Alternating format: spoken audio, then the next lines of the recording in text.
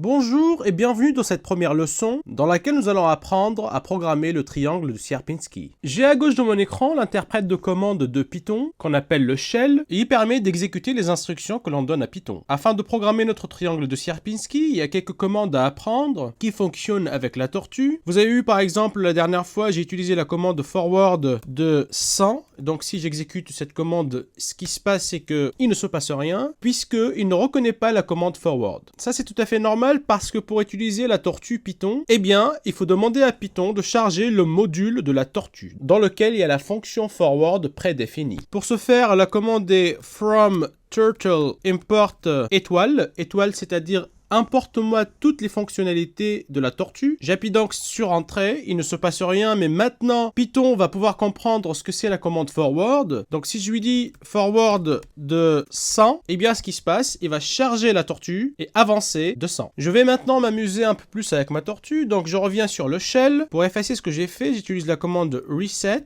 entre parenthèses, qui ne prend pas d'argument. Et voilà, donc ça efface le travail effectué. Je vous rappelle que pour faire un triangle de Sierpinski, la toute première chose à savoir faire, c'est un triangle équilatéral. Et donc, je vais devoir lui dire avec les commandes de base de me faire un triangle équilatéral. Il s'agit de faire, par exemple, un forward de 100. Puis, je dois faire tourner ma tortue de 120 degrés. Attention, il ne s'agit pas de 60 degrés. C'est vrai que les angles dans un triangle équilatéral valent tous 60 degrés. Mais ici, pour tourner et faire un triangle équilatéral, eh bien, il va falloir tourner de 120 degrés. Ainsi, je lui dis left, c'est-à-dire tourne à gauche de 120 degrés. Regardez ce qui se passe. Ma tortue tourne à gauche. Puis, je lui dis donc naturellement d'avancer encore de 100. Voilà ce qui se passe. Puis, c'est la même chose. C'est très répétitif. Donc, left de 120 encore. Un forward de 100. J'ai ainsi obtenu un triangle équilatéral. Mais j'aimerais retourner à la position initiale de la tortue. C'est très important. Nous allons voir pourquoi. Donc, je lui dis encore left de 120.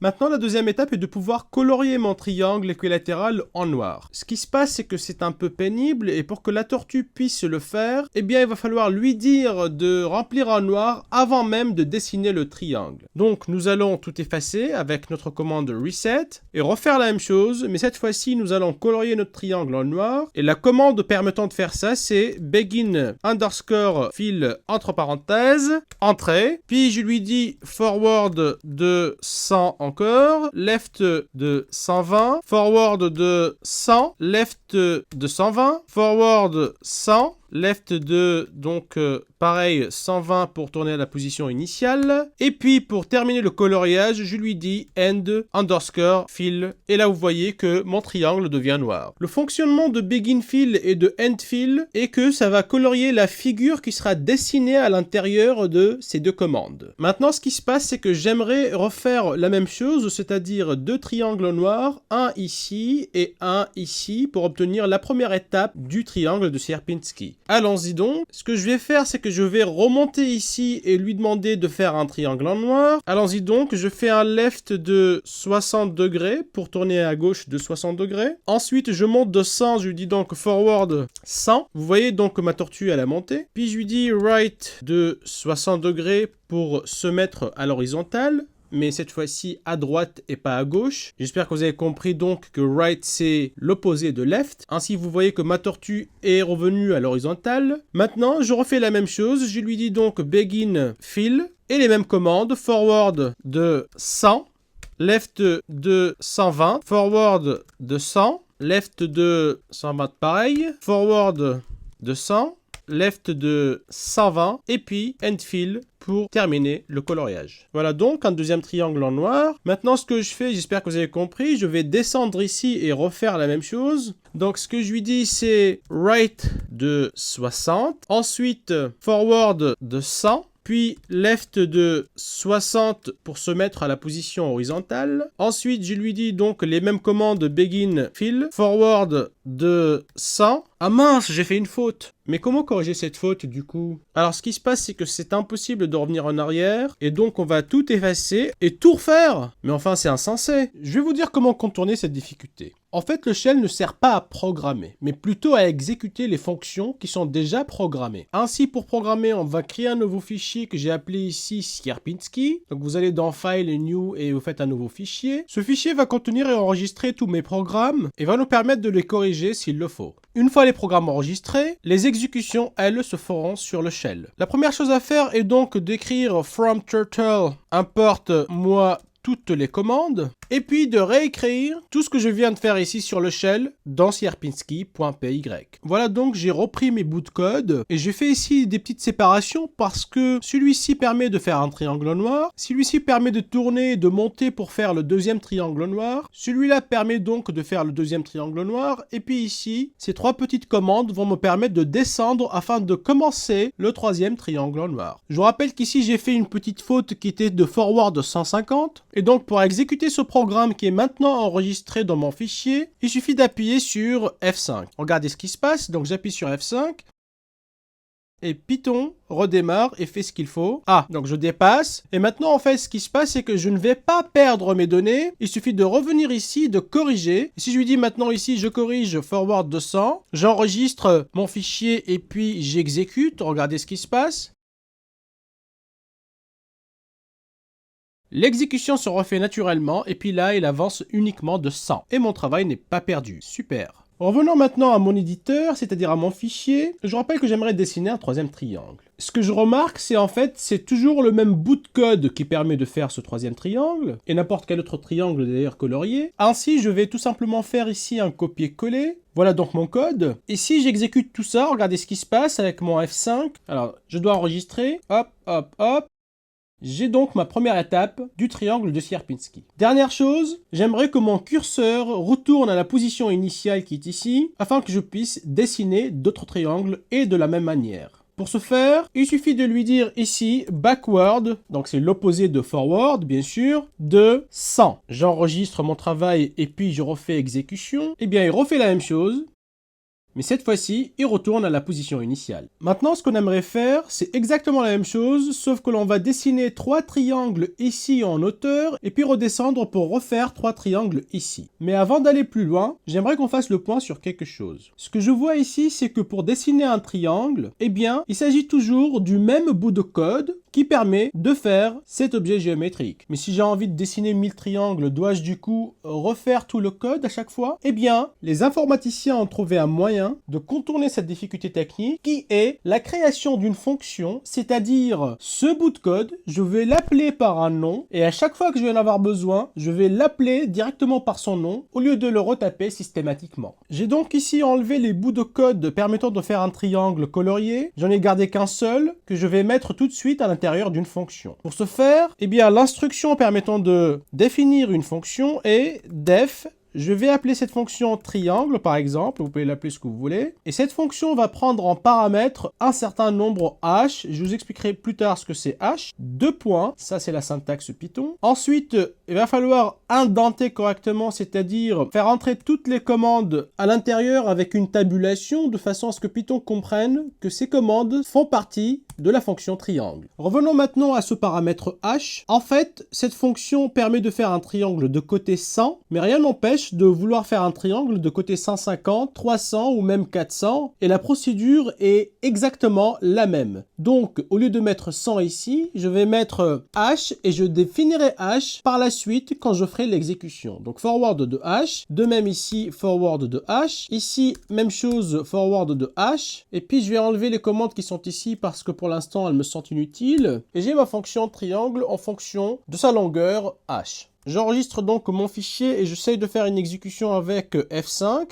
Regardez ce qui se passe. Eh bien, il ne se passe rien du tout, puisque maintenant, pour qu'il dessine un triangle, va falloir que j'appelle la fonction triangle qui est programmée ici. Python sait maintenant que nous avons une fonction triangle préprogrammée, et pour l'utiliser, il suffit par exemple d'aller dans Shell et lui dire triangle de, allez, je dis par exemple 50. J'appuie sur Entrée, regardez ce qui se passe. Eh bien, il me dessine un triangle colorié en noir de côté égal à 50. Remarquez que je peux encore utiliser ma fonction triangle avec par exemple le triangle de 100. Ça me dessine un triangle de côté 100. Si j'ai envie de dessiner un triangle de côté 150, eh bien je vais lui demander de faire reset ici pour tout effacer. Je peux le faire à côté mais je vais tout effacer quand même. Voilà, il a tout effacé. Et puis maintenant, si je lui dis triangle de 150, eh bien il me fera un triangle, cette fois-ci de côté 150. Sympathique, n'est-ce pas? Bon, maintenant que j'ai ma fonction triangle qui me permet de faire ce que je veux, eh bien, je vais essayer de la manipuler un peu pour refaire la figure de tout à l'heure. Ainsi, si je lui dis triangle de 100, eh bien, regardez ce qu'il fait. Donc, il me fait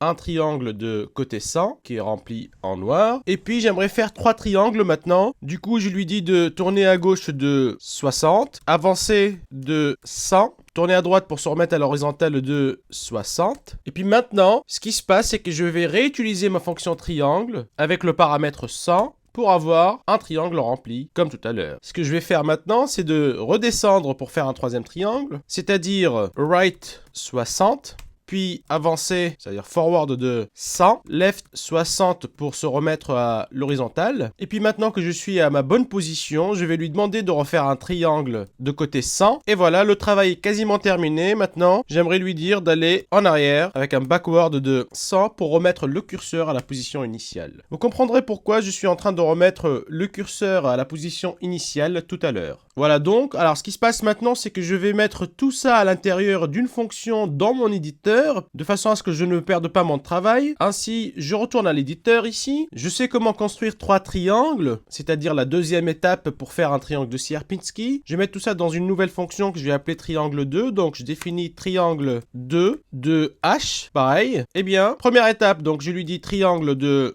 H. Ensuite, left 60. Ensuite, forward de H. Ensuite, right de 60, puis triangle de H, puis right de 60, puis forward encore de H, et puis left 60 pour se remettre à l'horizontale, triangle de H pour faire mon troisième triangle, et puis backward de H. Alors regardez ce qui se passe, maintenant si j'exécute ça avec ma commande F5, j'enregistre, à l'exécution il ne se passe rien. Maintenant si j'ai envie de faire un triangle 2, c'est-à-dire 3 triangles coloriés, eh bien il suffit d'appeler maintenant ma fonction triangle 2 directement. Donc je lui dis triangle 2, sans appeler d'ailleurs la toute première fonction qui s'appelle triangle. Donc triangle 2 de 100. Alors regardez ce qui se passe.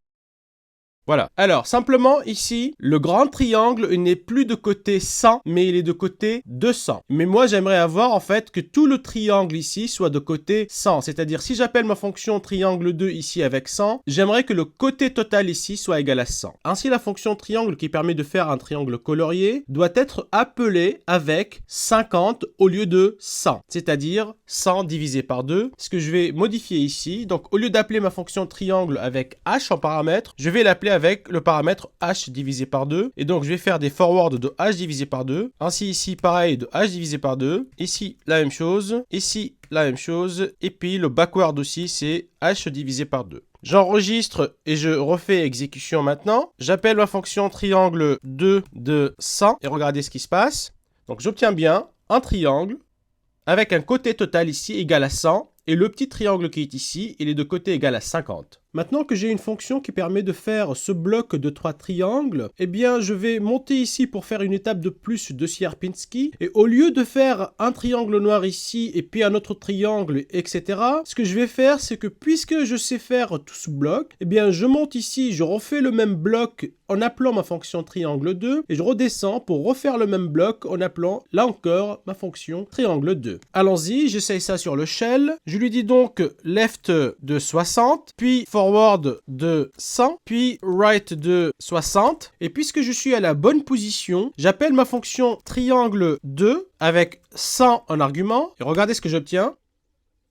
Maintenant, je vais descendre ici et refaire ce même bloc. Ainsi, les commandes sont les mêmes en fait. Right de 60, puis forward de 100, puis left de 60 pour se remettre à l'horizontale. Et là, j'appelle ma fonction triangle 2 de 100. Magnifique. Une dernière étape est de remettre le curseur à la position initiale avec un backward de 100. Voilà. Alors, pour ne pas perdre mon travail, je vous ai dit que le shell ne sert pas à programmer. Et je vais mettre tout ça dans mon fichier ici, avec l'éditeur, dans une nouvelle fonction que j'appelle triangle 3. Donc, je définis une nouvelle fonction avec def triangle 3 de h. Et cette fois-ci, ma fonction triangle 3 va appeler la fonction triangle 2 de h divisé par 2 pour faire le gros bloc de 3 triangles. Et puis, les mêmes commandes qui sont ici, je vais les remettre ici avec un h en paramètre pour avoir ce bout de code. Maintenant, j'enregistre tout ça. Et j'exécute avec F5. Bien sûr, il ne se passe rien, mais je dois appeler ma fonction triangle 3 cette fois-ci avec un argument, par exemple, 100. Regardez ce qui se passe.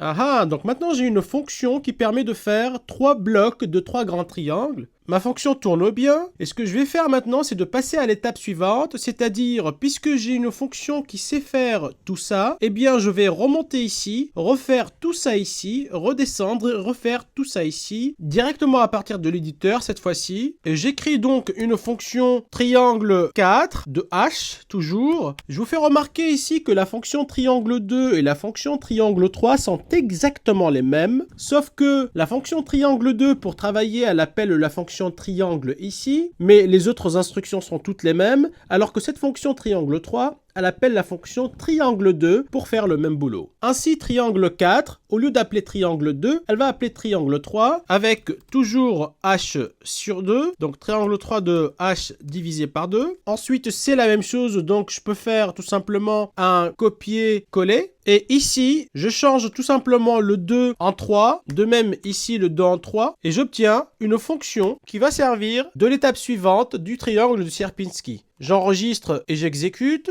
Regardez ce qui se passe. Pour avoir une vitesse maximale de la tortue, je peux lui dire speed 0, c'est la vitesse maximale. Voilà, donc j'ai ma tortue qui apparaît. Et puis, maintenant, je l'exécute avec triangle 4 de, on va dire, 150. Et regardez ce qui se passe. Voilà.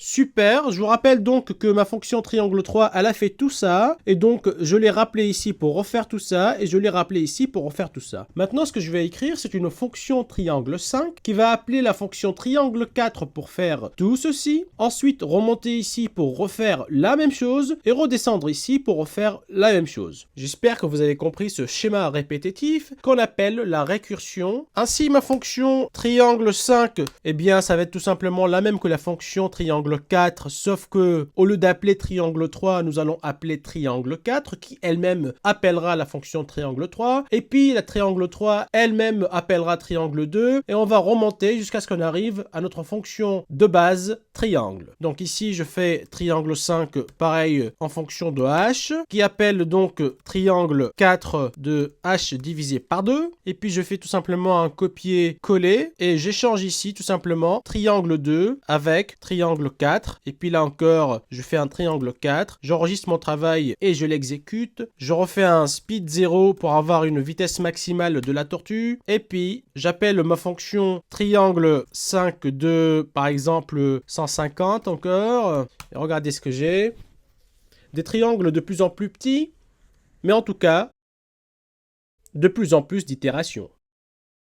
Super! Maintenant, si je veux avoir une 6e étape, eh bien ce que je fais, je refais une même fonction triangle 6, remonte ici, appelle la fonction triangle 5 pour faire tout ce boulot, redescendre pour refaire le même boulot ici. Voilà donc ma fonction triangle 6, fait exécution, speed 0, vitesse maximale. J'appelle donc triangle 6 avec 150 pareil. Ça prend un peu plus longtemps, bien entendu, puisqu'il y a de plus en plus d'itérations, mais en tout cas, ça fait le boulot. Incroyable, n'est-ce pas?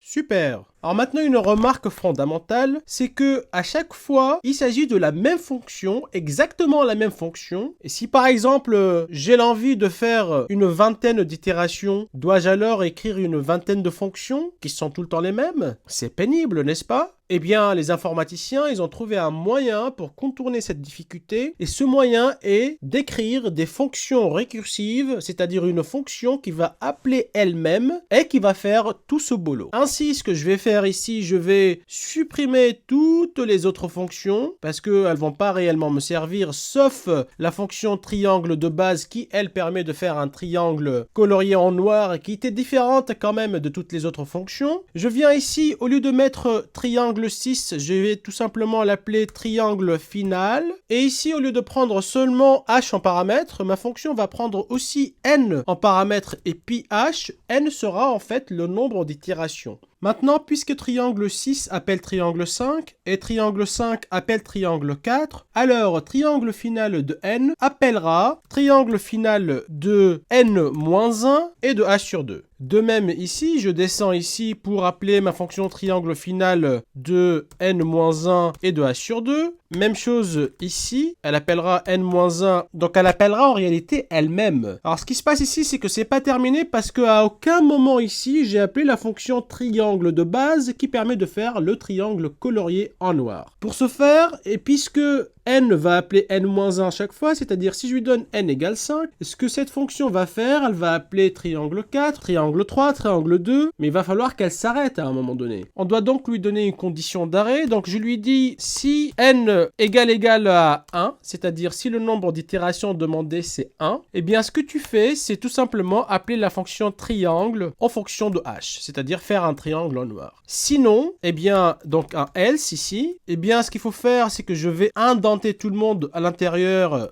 du else, comme ça Python comprend que ces commandes font partie du sinon, et maintenant je prétends que j'ai une fonction finale qui permet de faire n'importe quel nombre d'itérations. Allons-y, exécution, j'appelle donc triangle final avec une seule itération juste pour voir et 100, regardez ce qui se passe.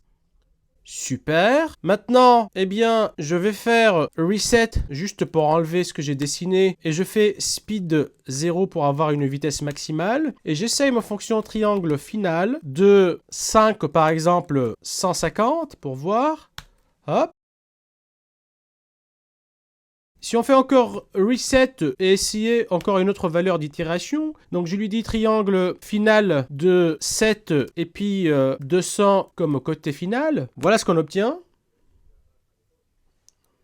Ah, j'ai pas fait vitesse maximale, donc je vais arrêter avec un CTRL-C. Je refais exécution, puisque sinon ça prendrait une éternité. Je lui dis donc speed 0, j'ai ma tortue qui apparaît, et puis triangle final de 7 itérations et un côté qui est égal à 200 par exemple. Et voilà ce que j'obtiens, ça va beaucoup plus vite, merci. Et on va attendre jusqu'à ce qu'il termine.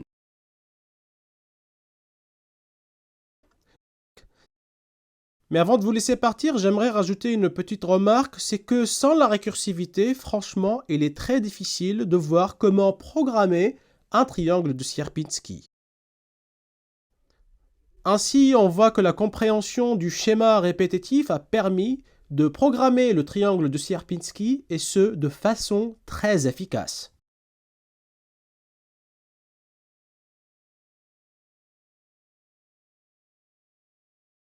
Voilà, c'est terminé. Je vous montrerai dans la prochaine leçon comment programmer l'arbre binaire.